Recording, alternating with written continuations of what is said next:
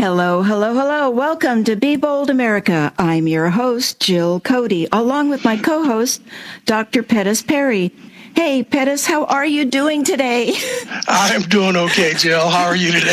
Well, we had a little rough start there with our technical our board here, but glad to have you connected into it now. And I think we also have our guest connected into it, so I'm going to just continue. Our program today is Radical Humility. What does humility mean, and why does it matter in the age of golden escalators and billionaire entrepreneurs?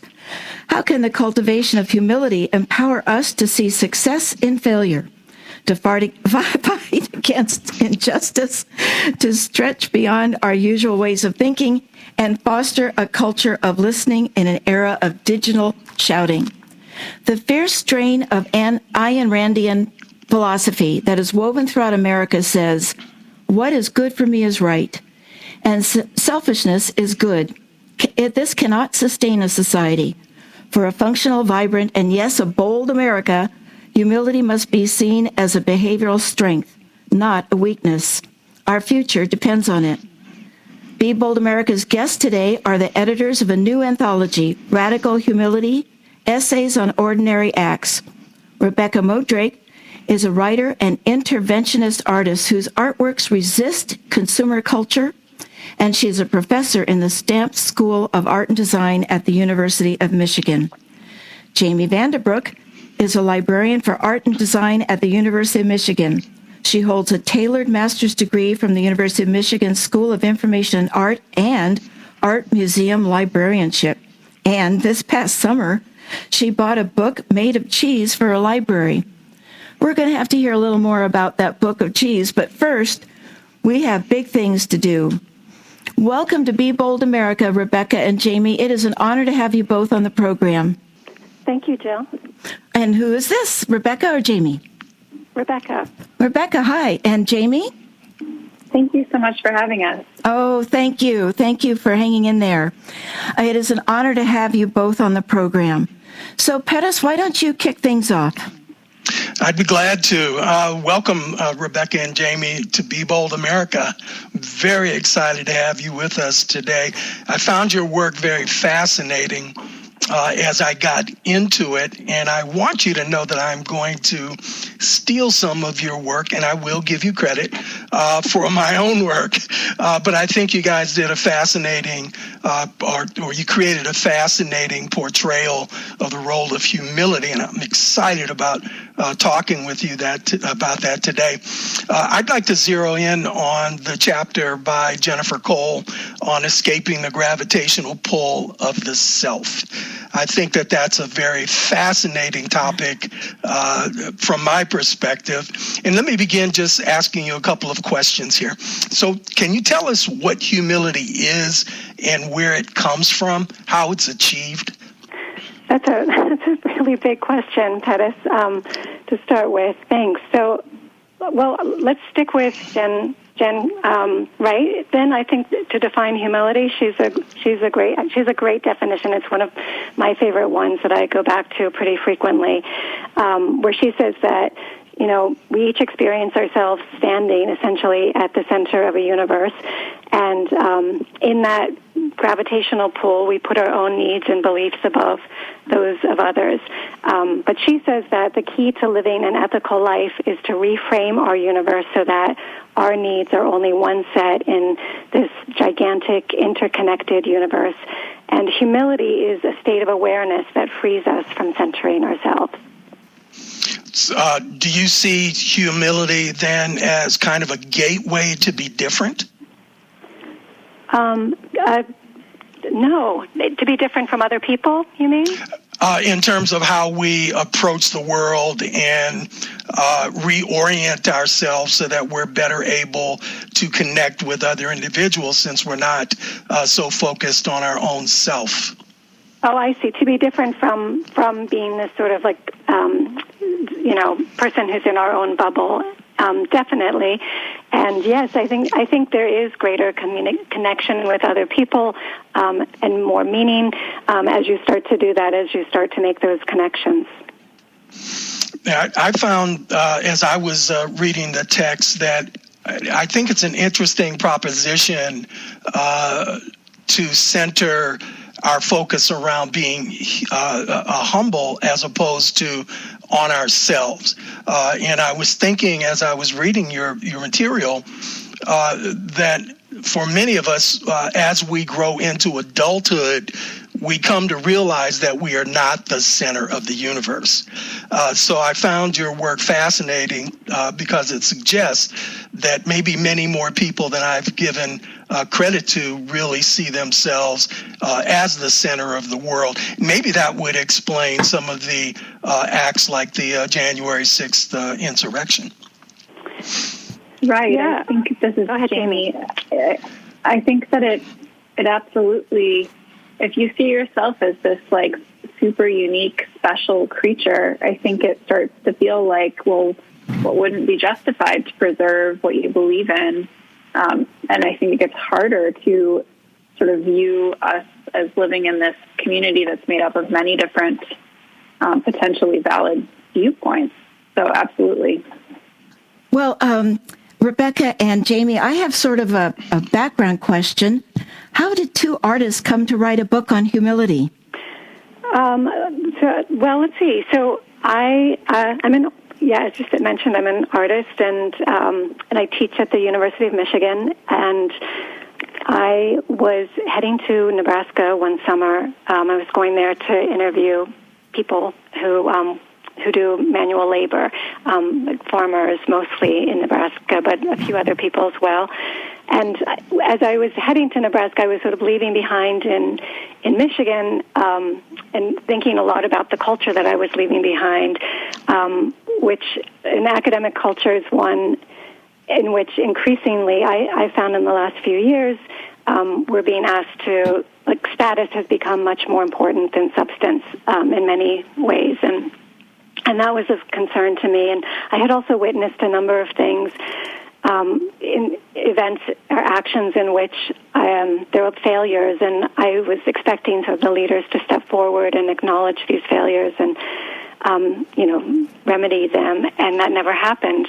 They were just never willing to admit them. So I headed to Nebraska thinking about all of these things, and at the same time, in national sort of world of politics, Donald Trump came gliding down his golden escalator, and a lot of the rhetoric that we saw and the tweets started, and much of the sort of issues that we saw there began around that time. But when I got to Nebraska and I started interviewing farmers, a number of things were happening. One is that I would go to different events like a picnic or a barbecue or a pancake breakfast, and I would sit with people and have nice long conversations with them, and then they would leave the room, and the person who was still sitting there at the table would say, "Oh, by the way, that was our town mayor," or one time it was, "By the way, that was our state senator."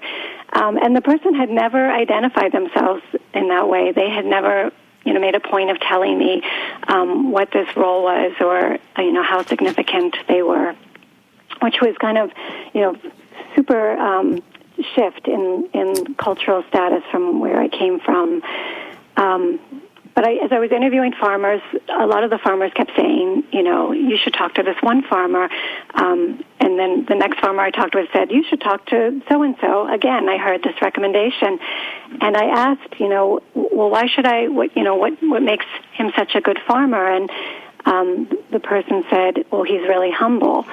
And it was a virtue that I didn't hear a lot about ever. It never came up, never comes up in Ann Arbor. But I was really curious about it, and I thought, I want to know if other people are thinking about humility and valuing it in this way. And so I reached out to Jamie, who's the librarian of art and design at the University of Michigan, and asked, are you curious about humility? That is, and now it's developed into this book. That is absolutely excellent. You're listening to Be Bold America on KSQD 90.7 FM. Many voices, one station. Listen globally online from the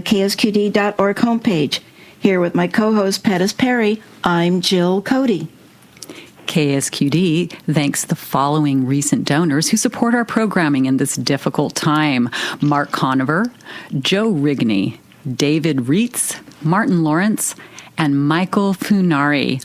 You inspire us to give our very best at 90.7 FM. May you also inspire others to donate to our website at ksqd.org or mail a check to P.O. Box 551, Santa Cruz 95063. And yes, you are listening to KSQD Santa Cruz. And now back to Jill at Be Bold America.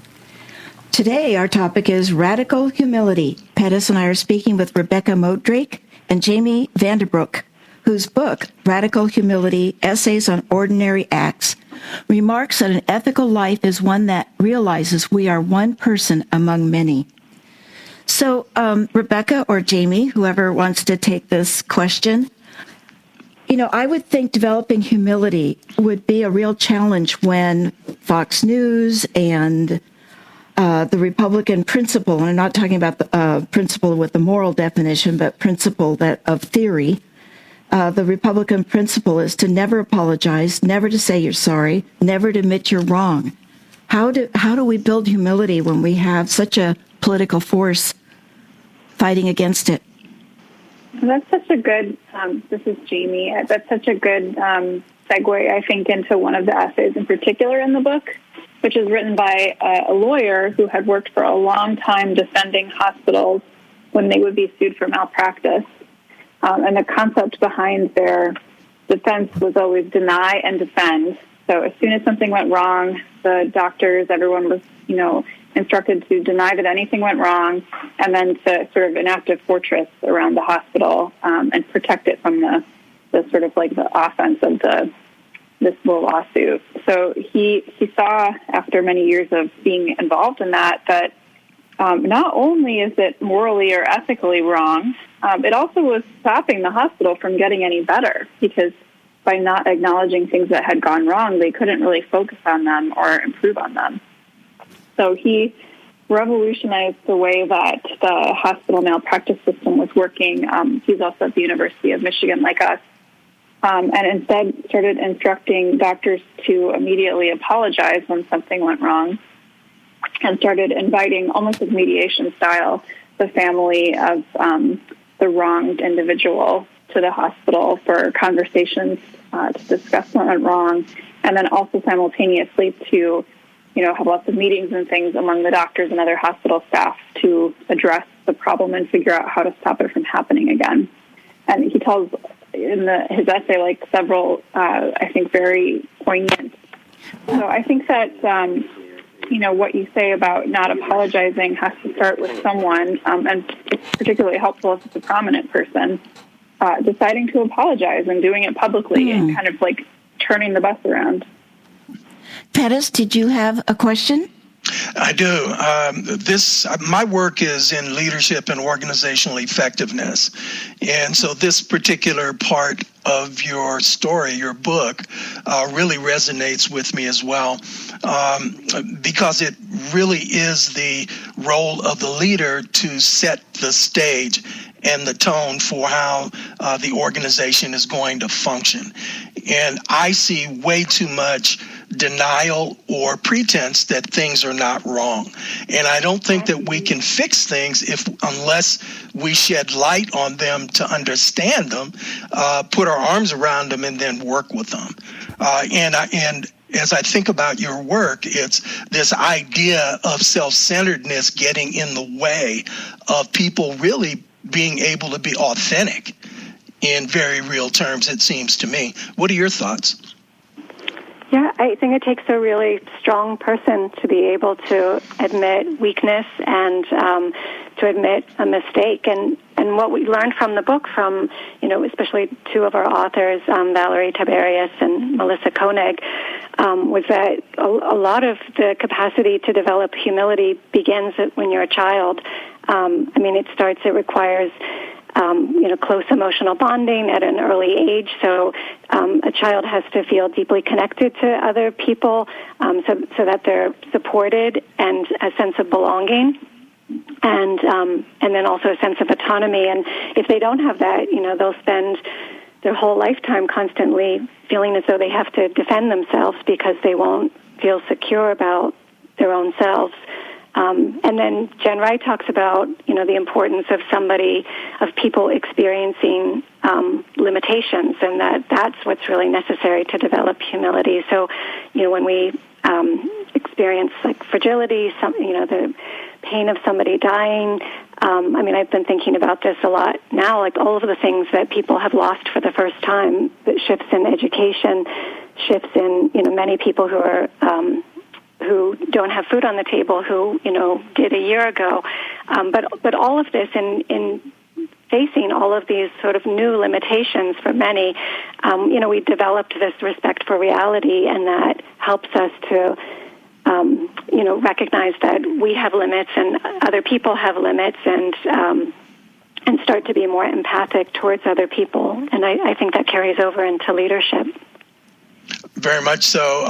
The idea of empathy is critically important.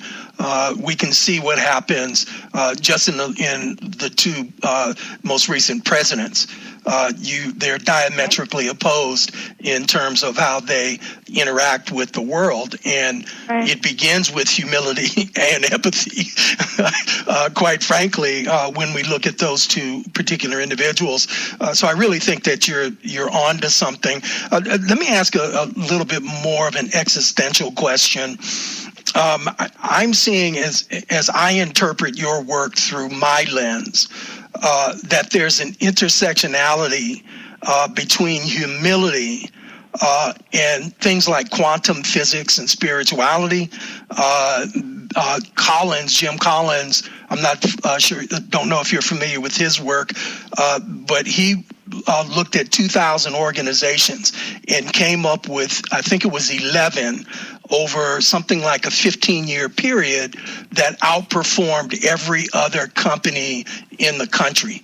And his findings led to, surprisingly, which it really did surprise me, was humility was one of the primary characteristics that separated those leaders from everybody else in the pack.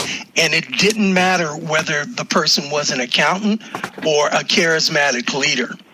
So I see, and I also see this with Maslow's notion of self-transcendence, that we have to be able to evolve and get rid of the barriers. And I see what you're talking about in terms of humility and empathy as really aiding people to get to those points. What are your thoughts? Yeah, it's interesting what you say about leaders, because I think there's also research that women leaders are more penalized for appearing to be humble or vulnerable. So I think that's like the book addresses to some extent this like paradox between humility and humiliation, and sort of your starting point when it comes to humility. So in some cases, like this male lawyer at the university was in a position to stand up and be vulnerable and then like not be punished for it. But sometimes people with other identities are not always in that position. I think that by apologizing or admitting weakness, I think can be even harder for them. So I do think it's not like a simple thing to apply to leadership, especially when you consider intersectionality. But it's very interesting what you bring up with Maslow and the other researchers, and I think Rebecca was going to say something too. Oh, well, I'm so glad you brought up that point, Jamie, about the difference, in like who's the actor in each of these circumstances. I guess I was reminded, Pettis, by like what you said of the essay by Kevin Hamilton, who is a white man and who does acknowledge that he, as the dean of a school, is in a position that is, in many ways like consistent with who's usually in a position of power in this country. But he has a really terrific response to how he thinks about his own leadership and his role, which is to surrender boundaries. He critiques service leadership. He said that there's this idea that emerged from Robert Greenleaf a while ago, saying that we should be servant leaders. But he said the problem with that is that it still emphasizes independence rather than dependence, and it still reinforces the leader's own position rather than surrendering your own boundaries or your own autonomy. And so one of the things that Kevin Hamilton advocates for is that, you figure out, how do I sort of essentially use my position as a grounds for other people to take over my position? How do I give them, for example, the right to set the agenda, or how do I give them the right to even use my salary? If you have a sort of inflated salary, how does that become theirs? Yeah, that's a fascinating area, I think, of discussion, because what leaders do is leaders form culture. That's one of their primary responsibilities, is to shape the culture, and the culture ultimately dictates behavior. So if the leader allows people to be vulnerable, you'll see much more vulnerability, and particularly if the leader is being vulnerable. So there is this shift back and forth. Jill, what are your thoughts? Well, I wanted to ask a fairly deep question here, so I thought maybe it's time to take a break, and then I can ask it afterwards. If you're just listening, if you're just joining us, you're listening Be Bold America on KSQD 90.7 FM. Our topic is radical humility. Here with co-host Pettis Perry, I'm Jill Cody. Hello, K-Squid listeners. I'm Tom Hartman, and each weekday at 4 p.m., I bring you a different perspective on the news than you're likely to hear on most media outlets. Please join me on KSQD Santa Cruz, your ink spot on the dial for the Tom Hartman program, heard now for the first time ever in the Monterey Bay area at 90.7 FM, weekdays at 4 p.m. That's progressive talking conversation with me, Tom Hartman, weekdays at 4 p.m. on KSQD 90.7 FM. Tag, you're it. We're back, and we're speaking with Rebecca Modrake and Jamie Vanderbroek, the editors of Radical Humility, Essays on Ordinary Acts, which explains that humility is what allows us to say we were wrong and brave enough to change our minds. So, the question that I wanted to ask that I thought we didn't have time for before the break was, many years ago, I was speaking to someone who mentioned that a mutual person went to the dark side of the force. And I went, what do you mean by that? And she said, the people whose ego has completely taken over and that they don't possess empathy, compassion, or humility any longer. And this was said so many years ago to me, and I've watched that. And I've met people that I felt the ego had just taken over, that they didn't possess those traits, and humility being a major one. And so how does humility and the ego relate to each other? How does one suppress their ego? Well, I think you can go back to Jen Wright on this question. It makes me think of that she not only kind of puts up some definitions of humility for us in the book, but she also reminds us that it's not a constant state. So, someone isn't always humble or always egotistical or proud. So I think that, one thing is that, things happen to us in our lives that probably shift the balance in one direction or another. And, like she says, it's a gravitational pull, which is what holds us on the earth. It's not an insignificant force to compare something to.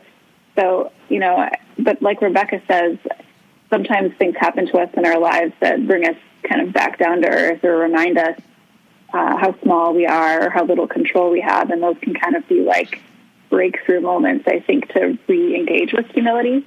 But I think, just because someone has lost their way in terms of humility doesn't mean that they can't get back there. But it is something that I think we sort of come in and out of in life. And I think the more we're aware of it, the more we're self-aware in general, the better chance we have of maintaining it more often.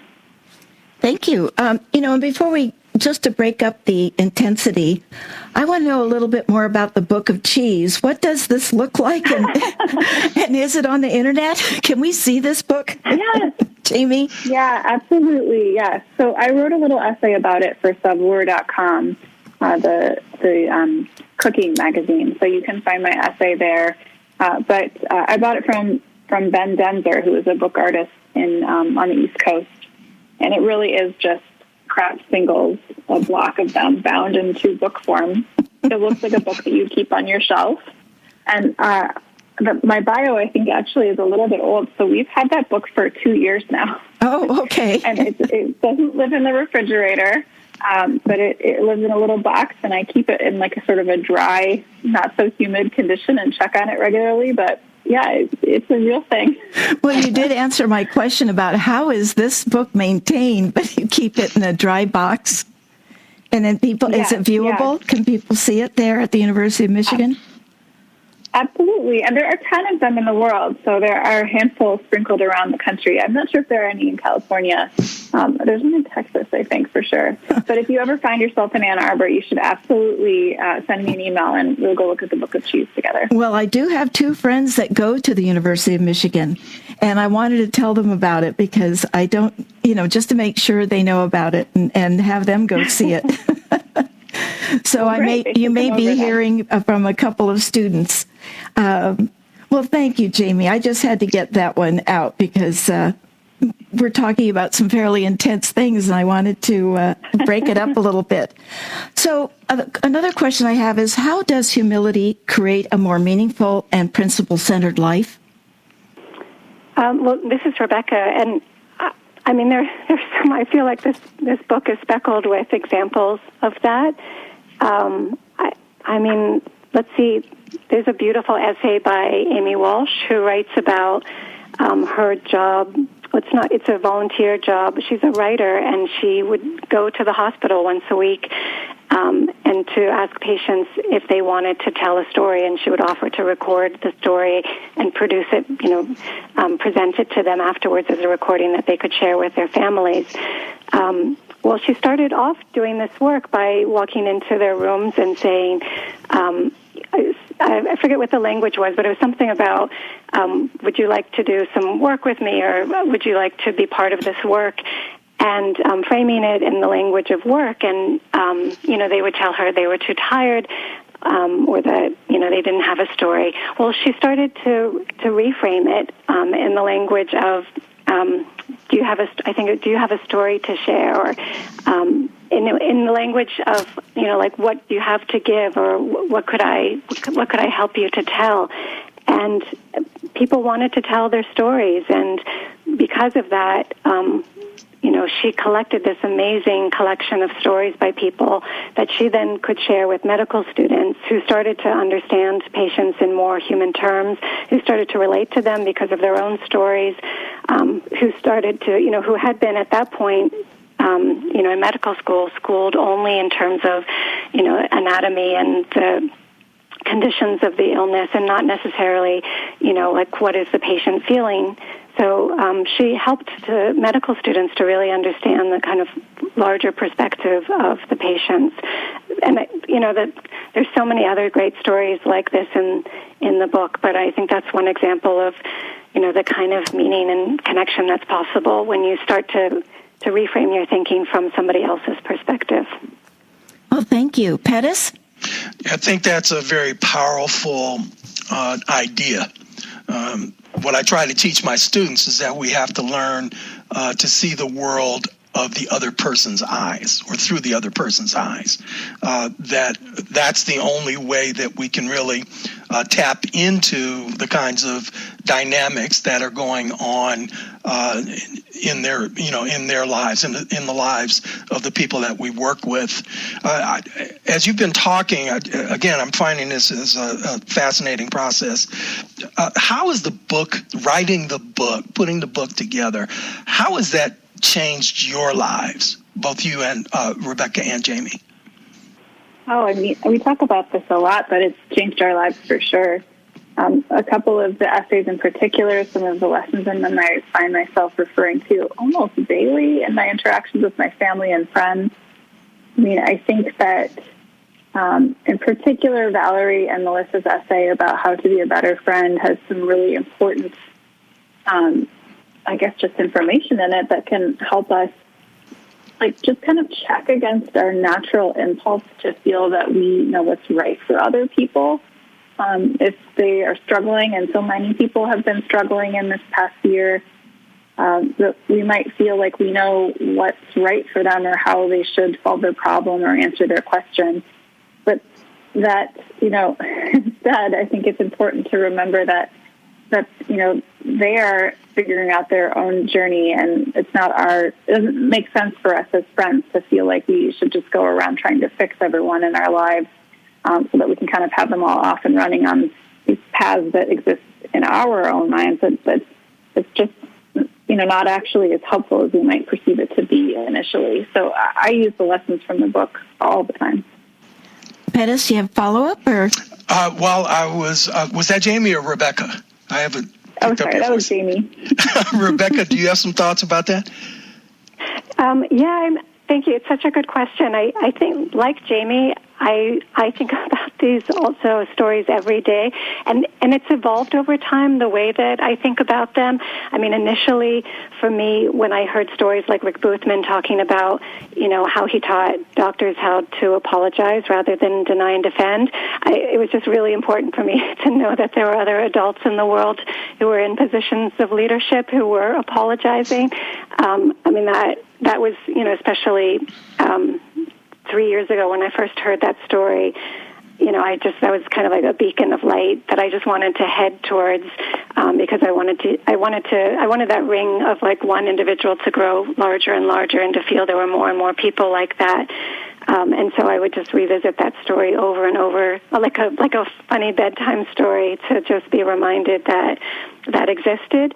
But in some ways, the stories change for me. These essays evolve. So more recently, the thing that I've been thinking a lot about is related more to politics. I feel like I've started to understand how I think about Trump has changed a lot because of some of the essays. So I've started to see him through these essays as, that there's a lot of, in some ways, mental illness there from what happened throughout his childhood, and in some ways it's helped me to understand sort of the sickness that he has that then is projected from that onto all of the people around him. But I think because this book has allowed me to understand a kind of like psychosis in his behaviors, I in some ways feel like it's shifted my sense of responsibility more towards voters than to him. I started to feel sort of like more upset that people voted him into office than I am with him because of that. Because he's sort of a sick person, but if you vote somebody in who's clearly has some visible sicknesses, that seems much more of a problem to me. Well, you are touching on something near and dear, close to my heart, and actually leading into another question that I had, which is, and again, you could say, who the heck knows? But I was going to ask, how can humility be developed in politics? For example, while I was reading your book, the Georgia legislature made it a felony for people to give water and snacks to those in voting lines, that it could be in hot summer sun in Georgia. And these are acts of kindness that are being outlawed. And I just went, I can understand humility, and yet here are people in powerful positions outlawing kindness, really. And humility is the farthest thing that in their thought. So how do people get to the point to make the transformation? Even a Georgia Republican legislator. And it's okay to say who the heck knows. I mean, but go ahead. I mean, I think it's something that I struggle with as well. And also in the past week or two, there was a story out of Switzerland where the very far right wing in Switzerland has pushed through a law that is going to not allow women to wear total face and head coverings as part of their religious practice. And I guess there's only 30 women that this would apply to in the entire country. And yet this person who was speaking on BBC was explaining how he had made it a priority to push the law through, and it was so hard to listen to him talk without wanting to not only disregard this action, which I feel is sort of similar to the law that you just described, and it's total unkindness, and it's sort of focusing on this almost ugly side of people. I think to treat others this way. I find it a real struggle to listen to that man or to hear the story that you just told, and to think about the people behind those acts as people still. So I think that one of the things that the group, working on the book has forced me to do is to daily not just think about how I could be a better friend to my friends, but to remember that the people that I disagree with, even very strongly disagree with, are humans, and we're all people together on this planet. And it's almost like all I have is the starting point, because this book is kind of more like the beginning of a journey than it is the answer to everything. And so I think that for me, all I can do is just to try to remember that in thinking about how I want to respond to either this right-wing person in Switzerland or a person in Georgia who thinks that is the best way to change things for their environment. Because otherwise, I think my knee-jerk reaction is just to want to disregard it as an inhuman sort of decision to make, or so unkind that it doesn't bear, or that there's no reason to respect the decision at all. It is stunning for a state legislature to make it a felony to be kind to people in a voting line. It's breathtaking. Pettis, any thoughts? Yeah, I was thinking about the other discussion that's in the news about making it a felony or a crime to talk in unkind ways to police. Was one I heard today. So I think we're headed. What I'm feeling today as we talk about this is this whole drive, a desire to be more humble, but with the pull of being self-centered from the perspective of having to protect self. Because we're talking about people who may want to do harm. And so the question is, how do we hold on to the ability to be humble while others are working from a position of self-centeredness, which is really trying to pull us as the individual back to that place, rather than remaining the kind of person we want to be if we want to be more humble. Do you guys have any thoughts about that? Yeah, I mean, I think, again, back to Valerie and Melissa's essay, that it's really important to articulate these actions clearly. So, for example, I think in my work for the last 3 years, I've thought a lot about humility. But then I have a 10-year-old boy in the house, and it's not something I talk about with him every day. So, lately I've been thinking, after reading this essay, how do you make this, how do you help instill in somebody who's about to go out into the world, the capacity to make decisions and make evaluations of people's actions, especially when they're couched in terms that they're protective, when they actually might not be. And I think some of the things that they talk about in terms of, for example, asking questions first. So when you see a policy like this, first asking enough questions so that you understand what the full information is, and all of the different perspectives, and then starting to think about who is hurt or who is vulnerable or made more vulnerable by these policies, and what are their perspectives. And so I think following through some of this process, I think, is really helpful rather than, responding kind of emotionally to situations. You're listening to Be Bold America on KSQD 90.7 FM. Many voices, one station.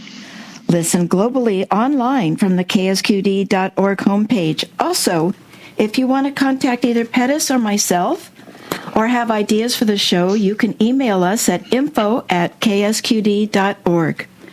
Join KSQD tonight at 9 p.m. for a special radio drama. Actors Theater presents Rod Serling's The Obsolete Man, a short story that was first dramatized on The Twilight Zone 60 years ago. The play's characters and themes resonate strongly today, and it's the story of a librarian who was pronounced obsolete and sentenced to death by a chancellor of an unnamed fascist state. The librarian, though powerless to the state, ends up challenging the chancellor in a devastating way.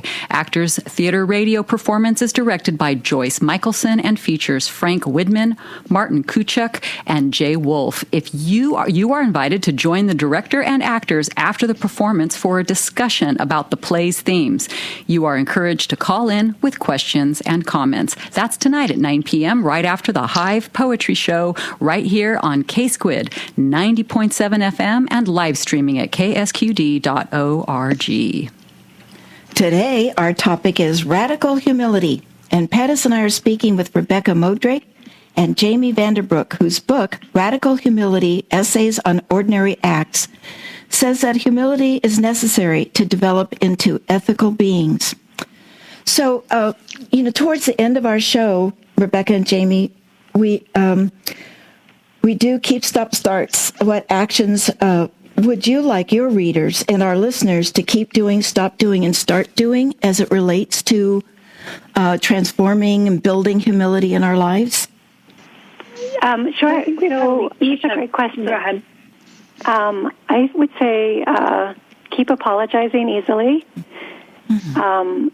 Stop, if you're in the position of leadership, stop setting the agenda and invite someone else to decide the conversation's direction. And for the start, if you find you're about to make a judgment that's a bit early, start asking questions instead. And who was that? Was that Jamie or Rebecca? That was Rebecca. Rebecca, Jamie? Yeah, I have very similar answers. I think that we need to keep the empathy that has been growing, I think, due to the pandemic. I think people have been forced to think about others more, and so I think that's a good thing to encourage people to continue. I think people should stop worrying so much about being special or unique or perfect, and instead to embrace their ordinariness. And I think that people should start, this is very similar to Rebecca, listening to the voice that tells them to pause and listen when they feel very frustrated or angry with a decision or a belief that someone else has. Mm-hmm. Thank you. Well, there was a concept, too, that I learned many years ago in a training called Four-Quadrant Leadership, and the gentleman was Wilfred Jarvis, since passed away, but he was a behavioral scientist in Australia, and he talked about the concept of who-ness and what-ness. And I see, and he's talking about who-ness are those character traits like humility, empathy, compassion, honesty, integrity, building those internal, inside-out kind of concepts. And then what-ness is what people has, how much money do you have? Do you have all the latest technical toys, tech toys, or have the best car or the prettiest jewelry, or just those items that give you external that you think gives you some external credibility. And I think we've gone into whatness a lot in our society, that people just don't seem to be developing that who-ness as much. And I think your book really helps with that. Do you have any thoughts on either Rebecca or Jamie on who-ness and whatness? Yeah, it makes me think about a story that Rebecca told me. So, maybe she also has ideas, but also I think I sympathize with the whatness because, Rebecca's an artist and I'm an art librarian. So I buy beautiful books for a living and help people see them and experience them. So I think there's, I understand the pull of things and wanting things, and I don't think that's inherently necessarily something that has to be entirely rejected.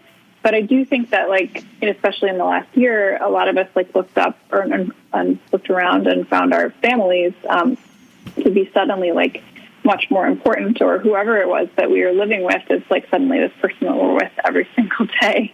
And so this like the whatness, like almost because we weren't going out into the world as much, was not it couldn't do its thing or fulfill its role because we were just like with these people, these same people over and over again, and sort of it emphasizes that those are the people that that matter, and that like your relationships with people are so much more important than the things that you acquire in life. But I do sympathize, I think, with people who like stuff, I guess. But go ahead, Rebecca. Good, thank you, Rebecca. Well, I love this idea of who-ness and what-ness. Jill, it's beautiful. And my essay is really, speaks to that, to this consumer culture and its effects on us. In Nebraska, there wasn't a lot of what-ness, and because of that, there was just a kind of weight lifted in terms of less comparison, less status seeking, more focus on things, as Jamie was saying, things that matter, like friendship and, the activities that you enjoy doing, things that you love, people around you. So I do think that the what's tend to be big distractions, and they also, I think, a lot of consumer culture plays on our fears and sort of encourages us to build identities around it rather than build identities around the things that matter, and thinking about who we are as people and what is important to us.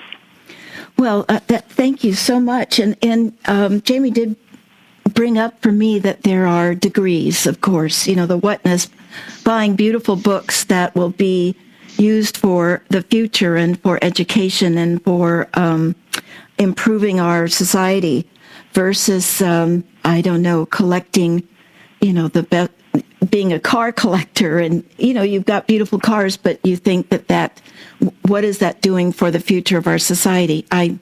It might not be the best example, but there's a degree, I think, in each of those. And Pettis, do you have any thoughts to add? Absolutely. As I was thinking about the what and the who, I think the what may help to, and this may be a poor choice of words, but may help to define the who. Like in the example of the books, you're reshaping the who of the other person as they digest the things that you give them. And it also reflects the what in terms of the person who's doing the giving, and it reflects their who. I grew up in a household filled with books. My house is filled with books today, and that was because of the way that my parents dealt with their what and who. They wanted to ensure that we had rich materials to learn with, and it also makes me think of my own work. As you know, I work at a university, and the idea of teachers being the sage on the stage, which for me causes them to operate from their self-centeredness rather than from really the student perspective, or what we call student-centeredness, even when we talk about student-centeredness being important.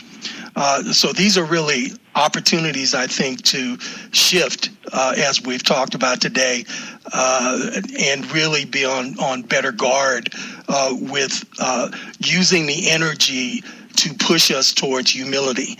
And when that becomes threatened, and we start to revert to our self-centeredness, to really resist that, so that we can be more empathetic, more authentic, and better at working with people.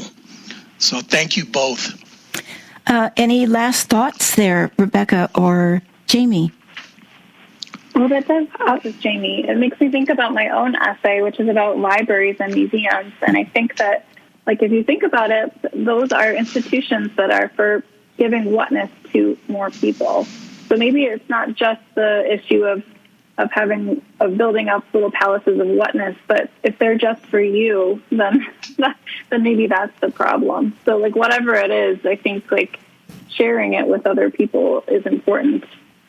Well, my stepfather was a librarian for 40 years at Stanford University, so we had books just piled, everywhere on every table. And also, you must have had your ears perked up with our show that's coming up at 9 o'clock Pacific time, The Obsolete Man, where it's a librarian. Have you read that story by Rod Serling, The Obsolete Man? No, but my dad is like a Twilight Zone devotee and has the whole box set of the of Twilight Zone. So I feel like I must find the story. So now you have your homework. Good. Yeah. Well, thank you, Rebecca and Jamie. It's been an honor. I want to apologize to you for our technical start at the beginning there. And we wish you all the best to inspire as many people as possible to understand that humility is a strength. It is a human strength. And it opens a lot of doors and a lot of relationships where ego doesn't. And I'd like to thank you for writing this book. I enjoyed it very much. I especially liked Charles Blow's chapter as well. And Pettis? Yeah, I want to say thank you as well. You've really inspired some thinking. I'm in the process of starting a consulting business, and I can see the application of your work to my work. So thank you for the contribution. Your whatness gave me some who-ness. Thank you. Perfect. I want to thank Be Bold America's program engineer, Christine Barrington, and Howard Feldstein, KSQD's program director, and give another big thank you to today's two terrific and bold guests, the editors of Radical Humility, Essays on Ordinary Acts, Rebecca Modrake and Jamie Vanderbrook. Coming next on Sunday, March 28th, is Cancel Culture, Weaponizing from Voting and Dr. Seuss to Democrats and Pizza. We'll be speaking with Media Matters editor-at-large, Parker Malloy, and discussing her most recent article, Fox News's Dr. Seuss Obsession Reveals the Dishonest Desperation of the Right-Wing War on Cancel Culture. So please join Pettis and me on Sunday, March 28th at 5 p.m.